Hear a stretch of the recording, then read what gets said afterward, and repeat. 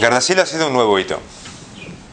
Primero porque ha sido la primera vacuna específicamente diseñada para prevenir un cáncer. Esto nos ha permitido desarrollar un nuevo campo, cómo prevenir un cáncer. Además, con una eficacia muy alta, ¿no? Estamos alrededor de los 98-100%, por supuesto de los genotipos que son prevenibles. Es también un campo todavía abierto, porque ahora estamos viendo, y acabamos de traer datos, por ejemplo, de cáncer o de lesiones precancerosas, para ser exactos, en hombres. El hombre también sufre del virus del papiloma humano, el cáncer de ano, el cáncer de pene, y ya se está investigando también otra línea, que es el cáncer de las vías, de lo que es el cabum, la parte alta, lengua, faringe, laringe, etcétera, etcétera, etcétera. O sea, algo que tiene eso. Y cuando decimos que es un hito es por eso, es una primera vacuna para prevenir un cáncer de origen infeccioso. Hay otras investigaciones, como por ejemplo el virus de Epstein-Barr para los linfomas, etcétera, etcétera, pero es la primera concreta.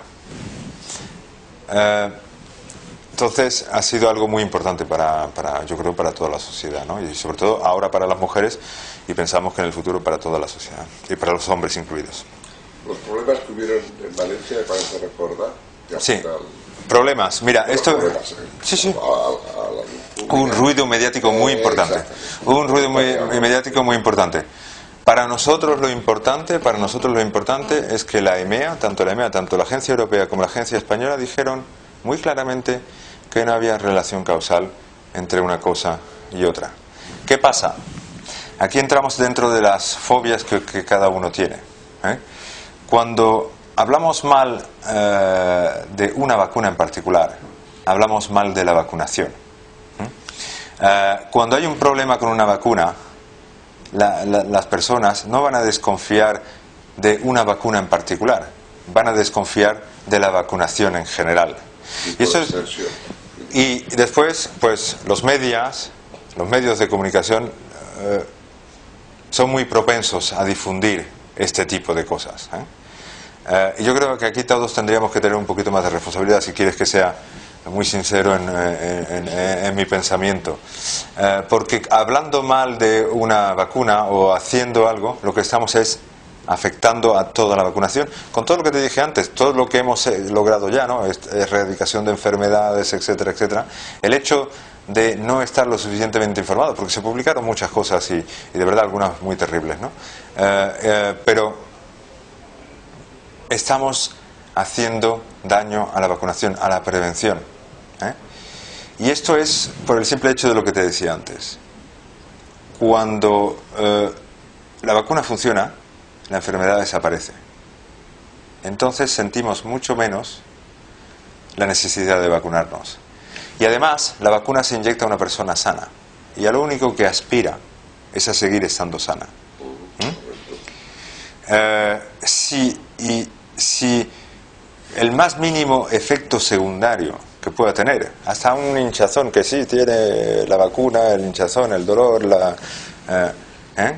es menos soportable para un paciente sano que se está vacunando que para un señor pues, que ha tenido un proceso traumático, que pueda tener un cáncer o cualquier otra cosa.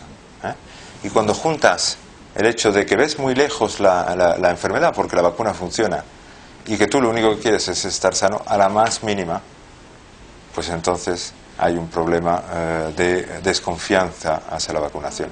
Si eso es ampliado por los medios de comunicación, se vuelve un problema de sociedad. Aparte que había un dato objetivo que yo comenté, que aunque hubiera sido, por ejemplo, 2 días frente a millones de vacunaciones, Pero es que además es el caso... puede haber alguien que esté hipersensible, por lo que se puede darse este caso. Mira, pero no por eso van a suspender la vacunación de todo el mundo. No tiene sentido. Además de no ser el caso,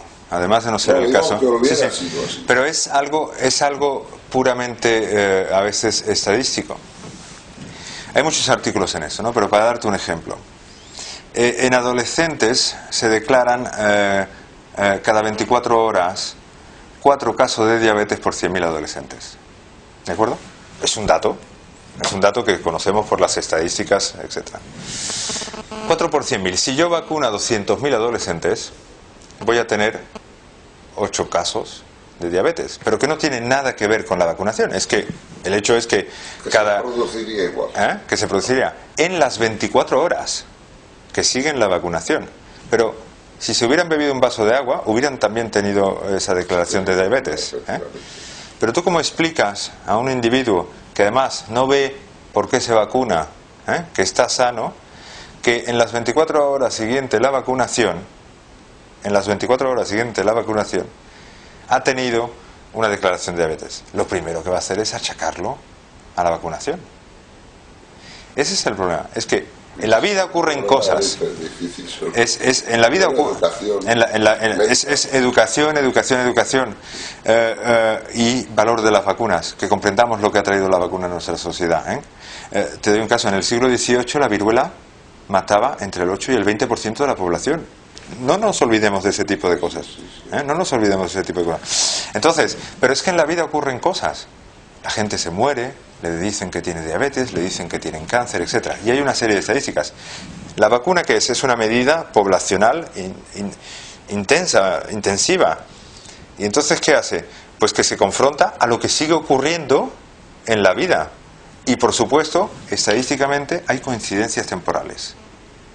Pero lo difícil es explicar que esa coincidencia temporal es nada más que una coincidencia temporal. Un poco, siguiendo con tu explicación, si yo te hiciera un metaanálisis estadístico de correlación entre infarto de miocardio, por decir algo, y gente que toma aspirinas, te la encontraría, porque pero sí. hay mucha gente. Claro, pero lo que hay que estudiar, lo muy difícil de explicar es que, y esto lo hace la agencia, después vuelvo a lo de la seguridad que decías antes, lo que hay que estudiar es cuántos casos había antes de que se vacunaba, cuando no se vacunaba, y cuántos casos hay ahora. Si estadísticamente no hay diferencia, es que la vacuna no tiene nada que ver con ello. Y eso es lo que estamos haciendo. Hay gente muy seria. Primero nosotros como empresa tenemos una obligación de farmacovigilancia, que es lógico y es lo que tenemos que hacer. Después está la Agencia Española del Medicamento con su servicio de farmacovigilancia. Está la Agencia Europea del Medicamento. Todas esas personas están siguiendo diariamente, no semanalmente, diariamente, todos los efectos secundarios de la vacuna y de cualquier otro fármaco, no es particular. Y están trabajando continuamente para detectar esos signos.